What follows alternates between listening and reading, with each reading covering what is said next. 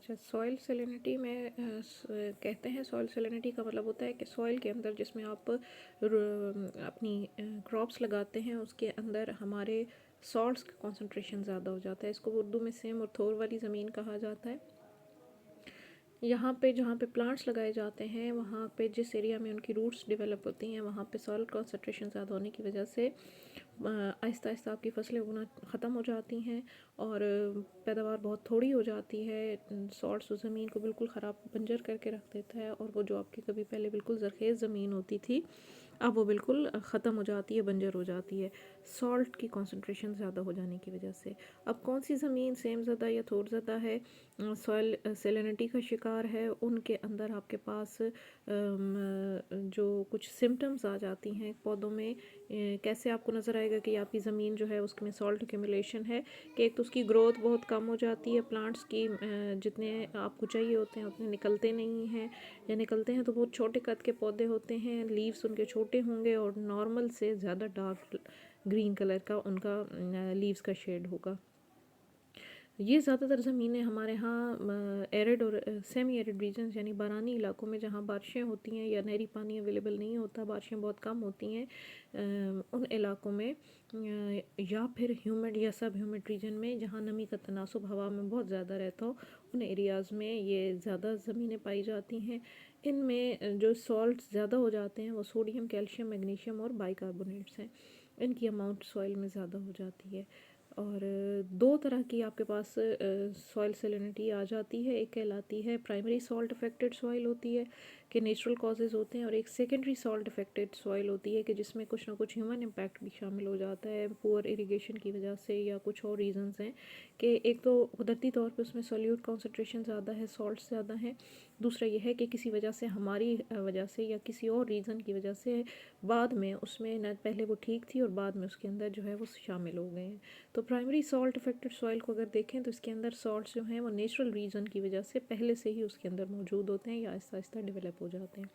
Secondary salt affected soil के अंदर जो है वो बाद में जो पानी आहिस्ता आहिस्ता वहाँ पे इकट्ठा होता रहता है, चाहे वो ग्राउंड वाटर हो नीचे से आ रहा है या ऊपर से बह के आ रहा है और इरिगेशन प्रॉपरली ना हो रही हो या उसका वहाँ से ड्रेनेज पुअर हो तो वहाँ पे बिल्टअप हो जाता है सॉल्ट का सॉइल के अंदर, तो उसको सेकेंडरी सॉइल इफेक्टेड सॉइल कहते हैं।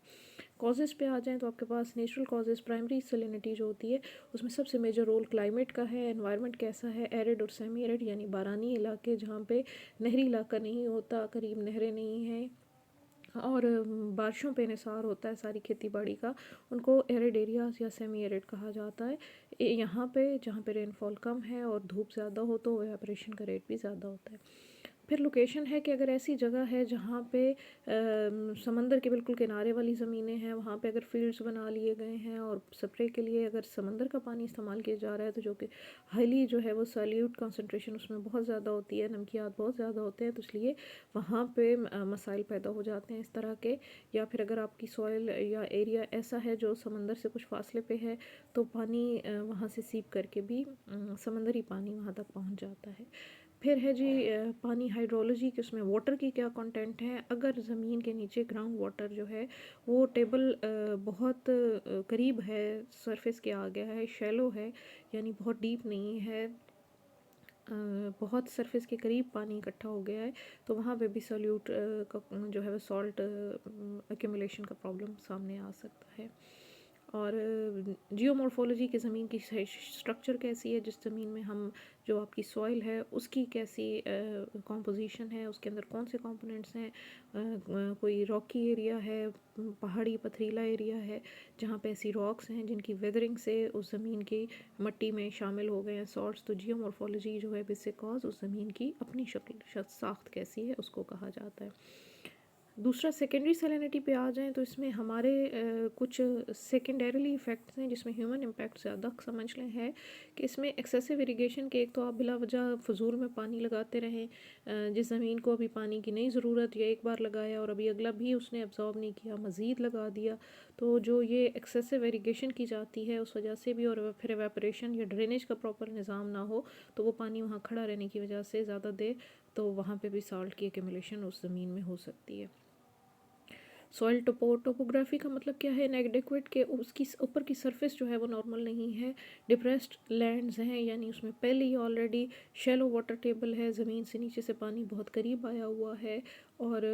ऊपर से मज़ीद पानी भी हम लगा रहे हैं तो उसमें मज़ीद सॉल्ट डेवलपमेंट हो सकती है। ड्रेनेज पुअर हो तो उसमें भी सेलिनिटी का प्रॉब्लम क्रिएट हो सकता है कि जो पानी आ रहा है उसको वो प्रॉपरली ड्रेन नहीं हो रहा है। फॉर एग्ज़ाम्पल अगर बारिशों का पानी आ रहा है, इकट्ठा हो रहा है और फिर आगे खेत से बाहर नहीं निकल रहा है, या आपने जो नॉर्मल वेदरिंग ऑफ रॉक से वहाँ पे सॉल्ट इकट्ठे हुए हैं तो नॉर्मली वो बारिश के पानी के साथ बह जाते हैं। लंबे अरसे तक बारिशें ना हो तो वो ड्रेनेज भी नहीं हो पाती, तो वहाँ पे भी सॉल्ट इकट्ठे हो जाते हैं।